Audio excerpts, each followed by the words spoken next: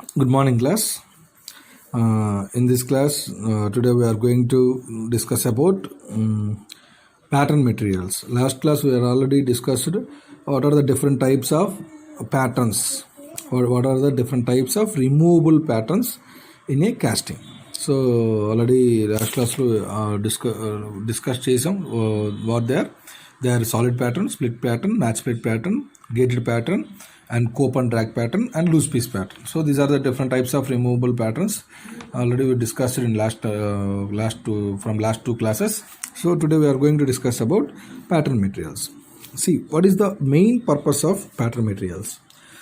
So the main purpose of pattern material is to form a cavity. See, to form a cavity. To form a cavity of desired shape and size. Of desired shape and size in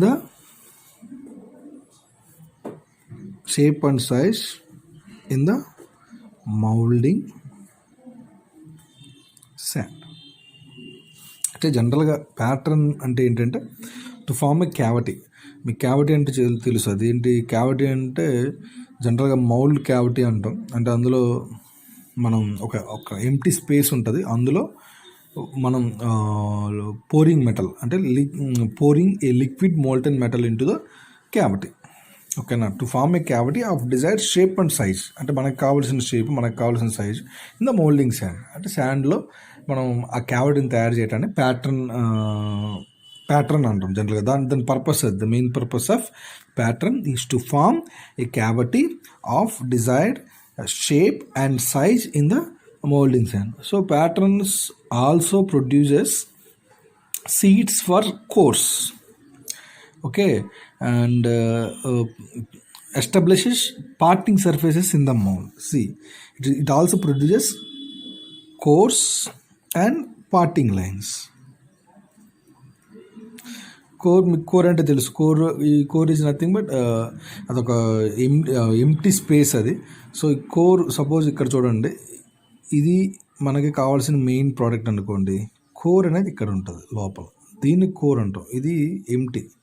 so దీని నిండా మనం molten మెటల్ని pour చేస్తాం through runner, sprue, okay, riser. So అట్లాంటి parts use చేసి. Parting line అంటే ఏంటి? Parting line, it is line which divides the cope and drag positions. Cope, drag అంటే మీకు తెలుసు.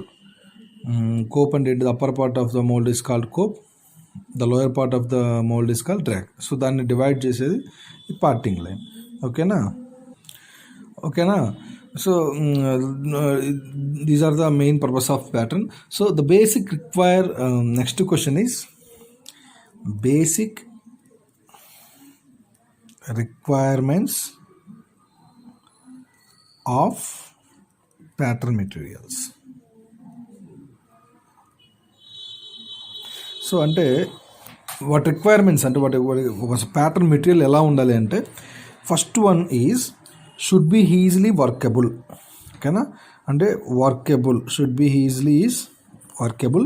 మనం అంటే ఏదైనా వర్క్ చేసుకోవడానికి ఈజీగా మనకి కన్వీనియంట్గా, కంఫర్ట్గా ఉండదని, అది first point. Second point, should be durable in order to make many moulds. So అంటే number of moulds at a time, number of moulds at a time.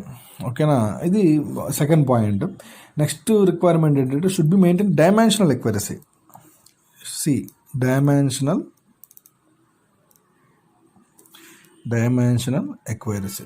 Accuracy అంటే తెలుసు మనకు. కరెక్ట్గా ఇచ్చిన లెంత్, విడ్త్ కానీ, సపోజ్ హోల్ డయామీటర్ కానీ, bore diameter కానీ, లేకపోతే లెంత్ కానీ, విడ్త్ కానీ, థిక్నెస్ కానీ, సర్ఫేస్ మెజర్మెంట్ కానీ, ఇవన్నీ కరెక్ట్గా ఉండాలి. Next one is should be light in weight. Fourth point ఏంటి? Should be light in weight. అంటే ప్యాటర్న్ మెటీరియల్ ఎలా ఉండాలంటే కొంచెం వెయిట్ తక్కువ ఉండాలి. వెయిట్ తక్కువ ఉంటే మనకేంటంటే జనరల్గా ప్యాటర్న్ తయారు చేసుకునేటప్పుడు కంపల్సరీ శాండ్ ఏంటి క్లే, వాటర్ ఇవన్నీ మిక్స్ చేసి చేస్తాం.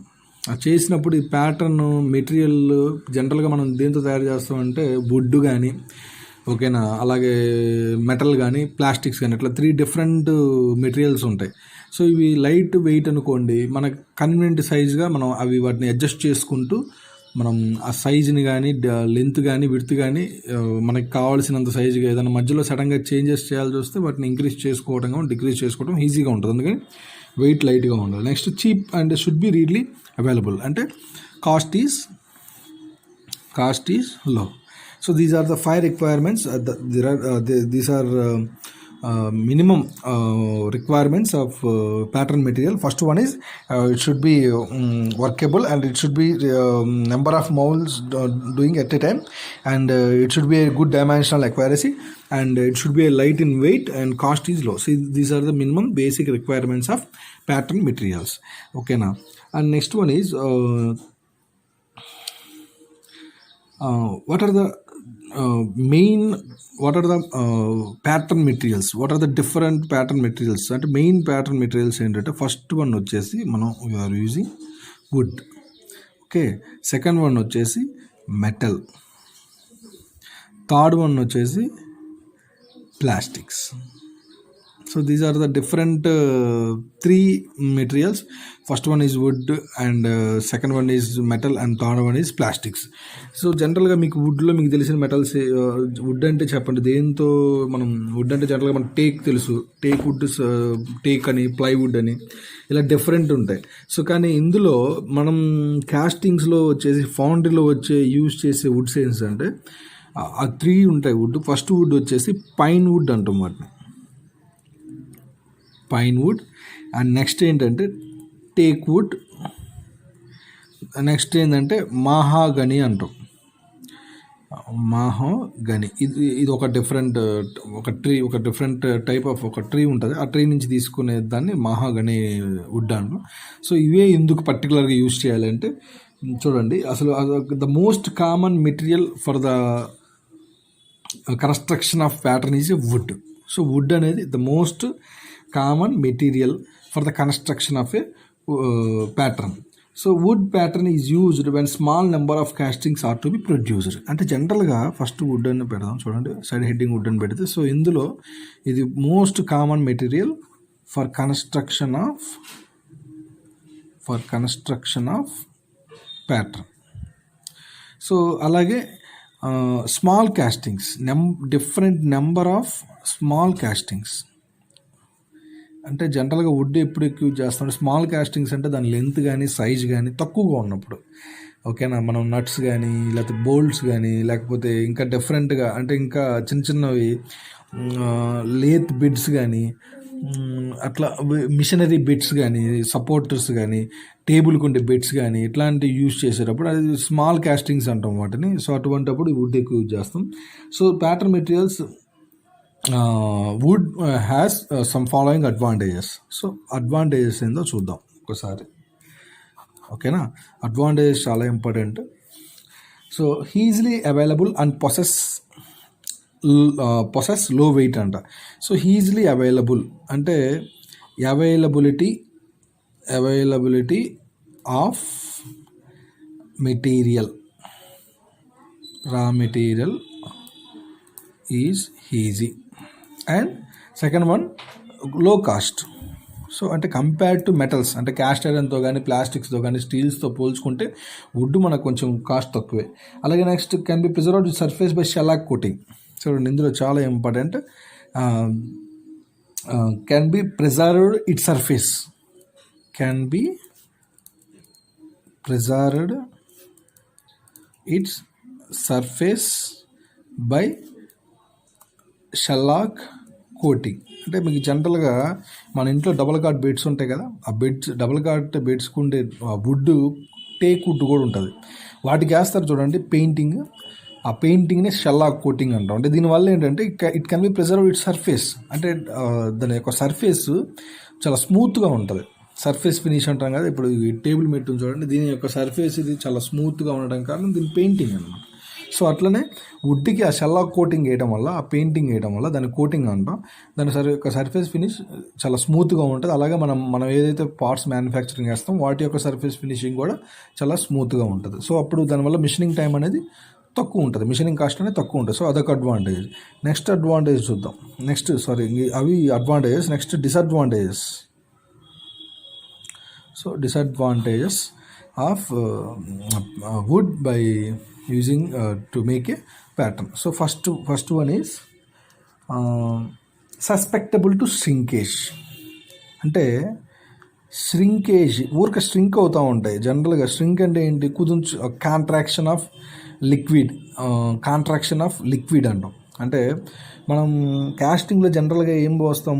ఒక మోల్టెన్ మెటల్ అంటే కరిగి ఉంచని ఒక ఐరన్ని బాగా, అంటే కొన్ని మెటీరియల్స్ తీసుకొని బాగా హీట్ చేసామనుకోండి, సాలిడ్ స్టేట్ నుంచి లిక్విడ్ స్టేట్లో వస్తుంది. అలా లిక్విడ్ స్టేజ్లో ఉన్నదాన్ని మోల్టెన్ మెటల్ అంటాం. ఆ మోల్టెన్ మెటల్ని పోర్ చేస్తాం కాస్టింగ్. ఆ ఫౌండరీలో మనం ఆ మోల్డ్ క్యాపిటల్కి పోర్ చేస్తాం. అలా పోర్ చేసి it requires some solidification time ఉంటుంది. ఆ టైంలో సాలిడిఫై అవ్వాలి.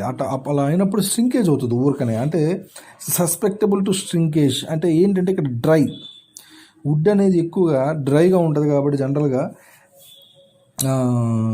శ్రింకేజ్ అవుతూ ఉంటుంది డ్రైగా ఉన్నప్పుడు. అదే స్వెల్లింగ్ అంటే వెట్గా ఉన్నప్పుడేమో మాయిశ్చర్ కాంటెంట్ అనేది ఎక్కువగా, అంటే అట్మాస్ఫియర్ బట్టి చేంజ్ అవుతూ ఉంటుంది. దానివల్ల మెటల్ అనేది శ్రింకేజ్ అవుతూ ఉంటుంది. ఆ మోల్టెన్ మెటల్ శ్రింకేజ్ అవ్వడం వల్ల ఏంటి, మనకి శ్రింకేజ్ అలవెన్సెస్ అనేది ఎక్కువ ఇవ్వాలి. That is the drawback of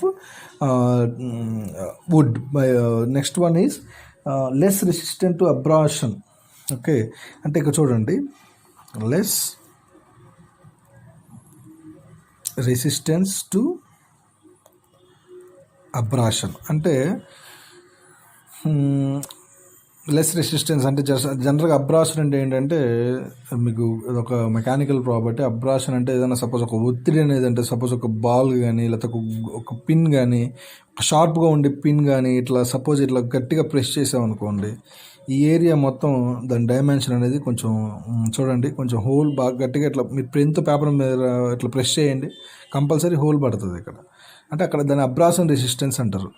అంటే ఈ వుడ్ ద్వారా చేసిన వాటికి ఏంటంటే అబ్రాషన్ రెసిస్టెన్స్ తక్కువ ఉంటుంది. అంటే వుడ్ అంటే జనరల్గా వుడ్ మీరు ఎప్పుడైనా పట్టుకొని చూడండి, మీరు ఒక పెన్ను తీసుకుని వుడ్ మీద గట్టిగా పెట్టి చూడండి, అది కంపల్సరీ ఒక హోల్ అనేది క్రియేట్ అవుతుంది. So less resistant to abrasion. So next one is seasoning is almost required for the use of food as a. So season బట్టి జనరల్గా మన రైజీ సీజన్లో సీజనరీ disadvantage, simple you can say సీజనరీ disadvantage. అంటే సీజనరీ డిసడ్వాంటేజ్ అంటే ఏంటంటే, ఇప్పుడు సమ్మర్లో వుడ్ ప్యాటర్న్ అయితే మనం హ్యాపీగా చేసుకోవచ్చు. సో అందులో మాయిశ్చర్ కూడా సమ్మర్లో వుడ్లో చాలా తక్కువ ఉంటుంది. అదే ఇప్పుడు ఈ సీజన్లో అనుకోండి, రైనీ సీజన్లో అనుకోండి, మాయిశ్చర్ కంటెంట్ ఎక్కువ ఉంటుంది. మాయిశ్చర్ కంటెంట్ ఎక్కువ ఉంటుంటే కంపల్సరీ శ్రింకేజ్ అనేది ఎక్కువ అలవెన్స్ ఇవ్వాలి. శ్రింకేజ్ అలవెన్స్ అంటే మీకు తెలుసు, contraction of liquid and from liquid state to solid state. Contraction of metal is nothing but shrinkage allowances. ఓకేనా? So these are the advantages and disadvantages of wood. So and also already so definitely in examination they will ask what are the types of woods, definitely. So you should remember please these 3 points. Wood can be అంటే వుడ్లో చాలా types ఉంటాయి, but ఇందులో మనం use చేసే ఏంటంటే pine wood, teak wood, అలాగే మహాగని. So ఈ 3 Woods use చేస్తాం. ఓకేనా? సో ఈ క్లాస్లో మనం ప్యాటర్న్ మెటీరియల్స్లో వుడ్ గురించి తెలుసుకుందాం. నెక్స్ట్ క్లాస్లో we are going to discuss about metal. ఓకేనా?